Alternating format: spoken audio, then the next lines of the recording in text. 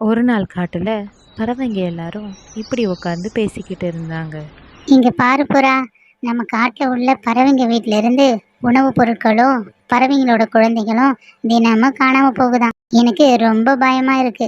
என் பையன் சோட்டு சின்ன குழந்தை, அவனுக்கு இன்னும் பறக்க கூட தெரியாது. நான் உணவு தேட வெளியில போகும்போது அவனை வீட்லயே தனியா விட்டுட்டு போக ரொம்ப பயமா இருக்கு. எனக்கு என்ன பண்றதுன்னே தெரியல புறா அக்கா.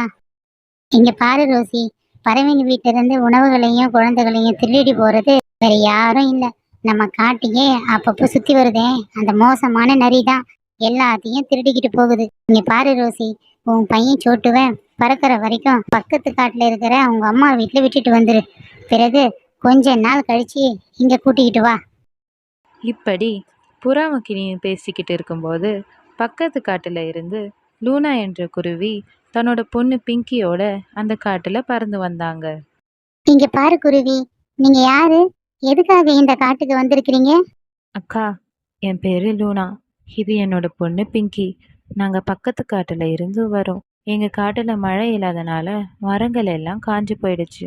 நதியில் உள்ள தண்ணீர் எல்லாம் வற்றி போயிடுச்சு. எங்களுக்கு அங்க உணவும் தண்ணீரும் கிடைக்கல. அதனால தான் நாங்க இந்த காட்டுக்கு வந்தோம்.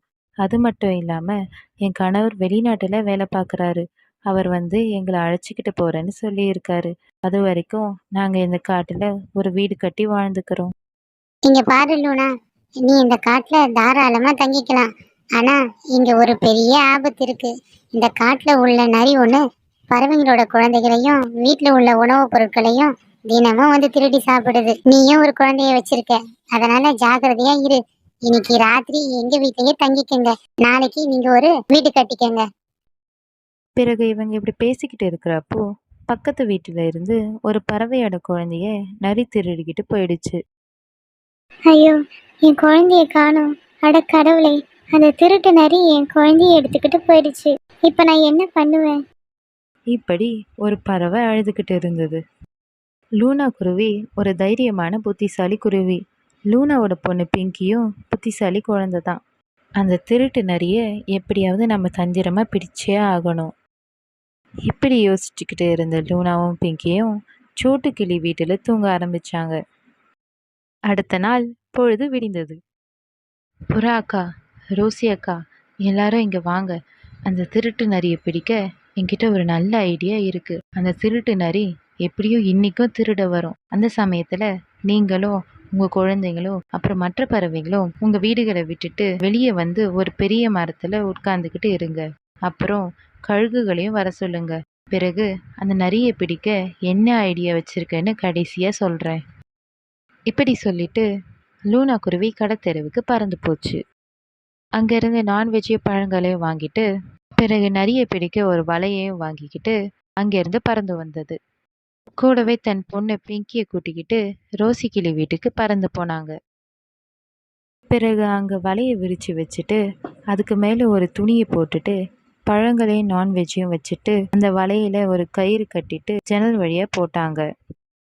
பிறகு லூனா குருவியும் பிங்கியும் மற்ற பறவைங்க கூட வந்து உட்காந்துக்கிட்டாங்க. பிறகு கொஞ்ச நேரம் கழிச்சு நரி அங்க வந்தது. அட, யார் வீட்லயும் இங்க எதுவுமே இல்லையே. குருவிங்களோட குழந்தைகளும் இங்க இல்ல, பழங்களும் இங்க இல்ல. இப்படியே போனா நமக்கு சாப்பிட எதுவுமே கிடைக்காதே. இப்படி நரி ஒவ்வொரு வீட்டையும் போய் பார்த்தது. கடைசியா ரோசி கிளி வீட்டுக்குள்ள போச்சு. பறவைங்க எல்லாரும் தன்னை பிடிக்கிறதுக்கு வலைய போட்டு வச்சிருக்கிறது தெரியாத முட்டாள் நரி உணவுப் பொருட்களை பார்த்ததுமே, ஆஹா, இன்னைக்கு நமக்கு நல்ல வேட்டை தான். எந்த பறவை ஏமாந்து போய் உணவுப் பொருட்களை இங்க வச்சுட்டு போயிருக்கு. இப்படி சொல்லிட்டு நரி நான்வெஜ்ஜையும் பழங்களையும் சாப்பிட போச்சு. பிறகு வலையில மாட்டிக்கிச்சு.